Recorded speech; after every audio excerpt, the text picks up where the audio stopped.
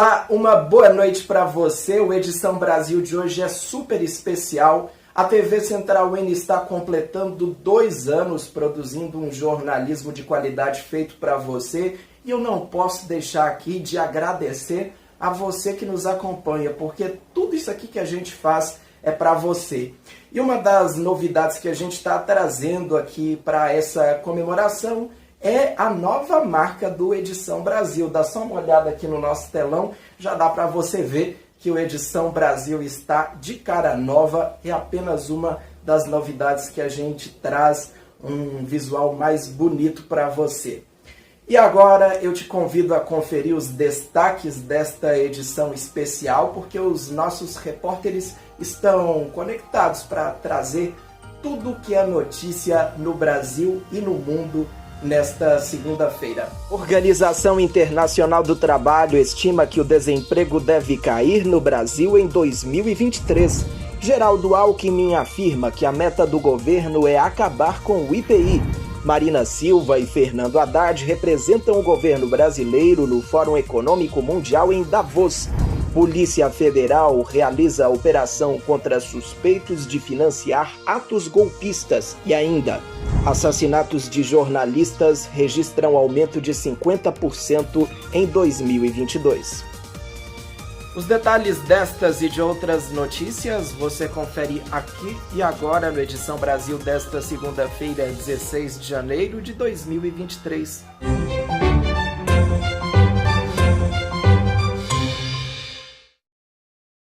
A Polícia Federal realizou uma operação contra suspeitos de financiar os atos de vandalismo praticados por golpistas em Brasília. Os detalhes com o repórter Emerson Oliveira, que vai falar mais sobre esse assunto. Emerson, nós tivemos aí mandados de prisão sendo cumpridos nesta segunda-feira, né? Boa noite a você. É isso, Rafa. Boa noite a você e a todos que nos acompanham. Olha, a Polícia Federal deflagrou nesta segunda-feira uma operação na cidade de Campos dos Goytacazes, no Rio de Janeiro. Os alvos são os investigados nos atos antidemocráticos após o segundo turno das eleições presidenciais no ano passado e nos atos golpistas ocorridos no dia 8 de janeiro em Brasília. Batizada de Operação Ulisses, a ação dá cumprimento a 3 mandados de prisão temporária e 5 de busca e apreensão expedidos pela 7ª Vara Federal Criminal do Rio de Janeiro. Segundo a polícia, um dos investigados já foi preso, outros 2 ainda não foram localizados. Nos endereços ligados aos suspeitos foram recolhidos aparelhos de telefone, celulares, computadores e documentos. Os suspeitos são investigados pelos crimes de associação criminosa, abolição violenta do Estado Democrático de Direito e incitação das Forças Armadas contra os poderes institucionais. E antes de finalizar, eu não poderia deixar de pontuar o prazer que eu tenho de fazer parte da Central N nesse dia especial. TV Central N, 2 anos, sempre com jornalismo de qualidade feito para você. É isso, Rafa. É contigo aí no estúdio. Emerson, muito obrigado pelas suas informações. Boa noite a você. Mudando de assunto, a Unesco, que é uma agência da ONU com sede em Paris, lamentou o aumento no número de mortes de jornalistas, o que traz aí uma quebra na tendência de queda que vinha sendo registrada nos últimos anos. Os detalhes do levantamento que a Unesco divulgou nesta segunda, você confere na reportagem de Rubens Felipe. Os assassinatos de jornalistas aumentaram 50% em 2022. É como se fosse cometido um crime a cada 4 dias. Os dados fazem parte de um levantamento feito pela Unesco. Ao todo, foram 86 profissionais mortos, sendo 3 deles brasileiros. Em 44 casos, quase a metade deles, os jornalistas mortos estavam na América Latina e Caribe. Ainda segundo o levantamento, os 3 países mais violentos para a profissão são o México, que registrou 19 mortes, a Ucrânia, com 10 mortes, e o Haiti, com 9 mortes. Cerca de metade das vítimas dessa violência contra a liberdade de imprensa não estavam no exercício das suas funções no momento da morte. Mas muitos dos assassinatos são represálias por causa de reportagens sobre assuntos sensíveis, como crime organizado, conflitos armados ou aumento do extremismo. Um levantamento feito pela organização não governamental Transparência Brasil mostra que o governo do ex-presidente Jair Bolsonaro impôs 1.108 sigilos de 100 anos. Quem traz mais detalhes sobre este levantamento é o nosso repórter Pedro Leonardo Dutra. Boa noite a você, Pedro. Muito boa noite, Rafa. Boa noite a todos que nos acompanham aqui nessa edição especial do Edição Brasil, comemorativa dos 2 anos da TV Central N, a qual eu tenho muito orgulho, sou muito honrado de fazer parte e que vem há mais muitos anos. Então, bora falar sobre a pesquisa, o estudo feito pela organização não governamental Transparência Brasil, que teve como objetivo os sigilos de 100 anos, que ficaram muito conhecidos no governo Jair Bolsonaro, que se encerrou no dia 31 de dezembro. Mas vamos lá. A ONG Transparência Brasil fez esse monitoramento e chegou ao número de 1.379 sigilos de 100 anos impostos entre 2015 e 2022. E 80% desses sigilos de 100 anos, ou seja, 80% desses 1.379 foram sigilos de 100 anos impostos no governo Jair Bolsonaro, que se encerrou em 2022. E o maior número deles foi em 2021, no ano retrasado, com 342 sigilos, que dá 12,7%, que é uma taxa 12,7 vezes maior do que em 2015, que teve apenas 27 sigilos impostos. A CGU, que é a Controladoria Geral da União, não divulgou números de maio de 2012 até 2014. Vale lembrar que maio de 2012 foi quando a LAI, que é a Lei de Acesso à Informação, passou a ser vigorada ainda no primeiro mandato do governo Dilma Rousseff. Porque ano passado a CGU ainda estava sob o guarda-chuva do ex-presidente Jair Bolsonaro. 37% dos sigilos de 100 anos impostos desde 2015, que foi quando o estudo começou a contar, 37% desses sigilos são sigilos indevidos. Mas como assim? Indevidos ou irregulares? Mas como assim? Esses sigilos de 100 anos impostos, 37% desses sigilos são sigilos que ocultaram, da população informações que de certa forma fazem parte do interesse público. Ou seja, são informações que de uma certa forma podem ser, sim, utilizadas por outras pessoas. E 80% desses sigilos irregulares são do governo Bolsonaro. Ao todo do governo Bolsonaro, dos 513 sigilos, 413, 80% deles, são sigilos irregulares. E o recorde de sigilos indevidos foi em 2019, com 140. E dos sigilos indevidos do governo Bolsonaro estão cartão de vacina, condição de saúde, pseudônimos, visitas dos filhos ao Palácio do Planalto e também aquele encontro de pastores na sede do Ministério da Educação, que ficou conhecido como o escândalo da corrupção, que estourou no governo Jair Bolsonaro, de pastores que iam ao Ministério da Educação pedir favores em troca de propina, em troca de bíblias ou até barras de ouro, até ouro.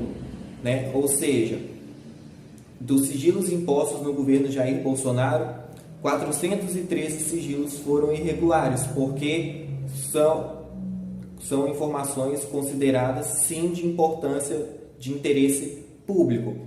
E o sigilo de 100 anos, ele é baseado num pedaço do artigo 31 da Lei de Acesso à Informação. Vale ressaltar, quando alguém solicita um sigilo, é baseado no artigo 31 da LAI, que foi, como eu disse anteriormente, sancionada em 2012, maio de 2012, no primeiro governo da então presidente Dilma Rousseff, também do PT, mesmo partido do atual presidente Luiz Inácio Lula da Silva. Rafa, eu volto com você e parabéns à Central N. Muito obrigado, Pedro, pelas suas informações. Uma ótima noite para você. Mudando de assunto, vamos falar sobre economia. O Brasil deve registrar uma queda no desemprego, mas essa queda deve ter uma desaceleração nesse ano. A previsão é da Organização Internacional do Trabalho, a OIT. De acordo com a organização, o número de pessoas sem trabalho deve ficar abaixo de 10 milhões. Expectativa é que o índice fique em 9,1%, com 9,9 milhões de pessoas sem trabalho. E essa desaceleração na queda do desemprego deve acontecer por causa de um cenário econômico mais difícil a nível mundial, com uma instabilidade na geopolítica e também uma economia global mais desafiadora. E a nível mundial, a previsão é que haja um aumento dos índices após 2 anos de queda. O total de desempregados neste ano de 2023, segundo a OIT, deve ficar em 208 milhões, uma taxa de 5,8%. Isso aí representa, caso se concretize, um aumento de 3 milhões no número aí de desempregados, 3 milhões a mais que em 2022. E essa divulgação dos dados da Organização Internacional do Trabalho acontece justamente no primeiro dia do Fórum Econômico Mundial em Davos. Esse evento reúne lideranças políticas e também empresários de várias partes do mundo. O tema desta vez é a cooperação em um mundo fragmentado. Essa edição do fórum, a primeira no seu tradicional formato, que é presencial após a pandemia de Covid-19, é marcada por uma série de temores de recessão global. Uma pesquisa realizada pelo Fórum de Davos com economistas-chefes dos setores públicos e privados revelou que 2/3 dos entrevistados esperam uma retração da economia mundial neste ano, causada pela inflação alta e também por dívidas elevadas, além do ambiente geopolítico de fragmentação. O presidente Lula não está participando deste evento e a comitiva do Brasil é liderada pelos ministros Marina Silva, do Meio Ambiente, e Fernando Haddad, da Fazenda. Ao enviar os dois, o Brasil pretende passar um recado de que quer impulsionar uma agenda econômica que caminhe ao lado de compromissos sociais e a preservação do meio ambiente. Marina e Haddad planejam reposicionar o Brasil junto aos economistas do mundo. O vice-presidente Geraldo Alckmin, que também é ministro da Indústria, afirmou que a meta do governo é acabar com o IPI. Os detalhes com o repórter Leonardo Henrique. Boa noite a você, Léo. Explica pra gente o que é esse imposto e também traz mais detalhes sobre essa fala do ministro. Boa noite, Rafael, e boa noite a você que nos acompanha. Exatamente. As declarações foram dadas hoje durante a primeira reunião de 2023 na Federação das Indústrias do Estado de São Paulo, a Fiesp. Geraldo Alckmin participou do encontro que tratou sobre a reindustrialização do Brasil.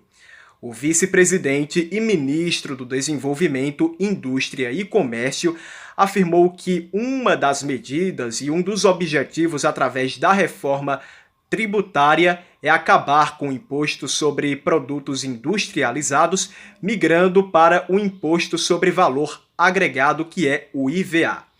Com isso, os produtores passariam a pagar os impostos a partir da participação deles dentro da cadeia produtiva. E esse imposto também, o IVA, ele faria a unificação de todos os outros impostos, como o próprio IPI e também o Imposto sobre Circulação de Mercadorias e Serviços, o ICMS. Geraldo Alckmin afirmou dentro do encontro que um dos motivos pelo qual o Brasil não se desenvolve é pela falta de produtividade e afirmou que quer reforçar a competitividade do Brasil com outras nações a partir dessa desburocratização dos impostos e também abrindo margem para investimentos em inovação, em tecnologia e também na redução dos juros. Geraldo Alckmin afirmou ainda que o governo Lula vai manter a redução do IPI em 35% e não deve revogar nem a reforma trabalhista e nem a reforma da Previdência, como quer uma certa ala partidária ao novo governo. Rafael. Muito obrigado, Léo, pelas suas informações. Boa noite a você. E nós ficamos por aqui. Muito obrigado pelo seu carinho nestes 2 anos de TV Central N. E continue conectado aqui nas nossas redes sociais, porque tem muita novidade ainda para acontecer em comemoração ao nosso aniversário. O que não muda é o nosso compromisso, produzir um jornalismo de qualidade feito para você. Obrigado pela atenção, boa noite e até amanhã.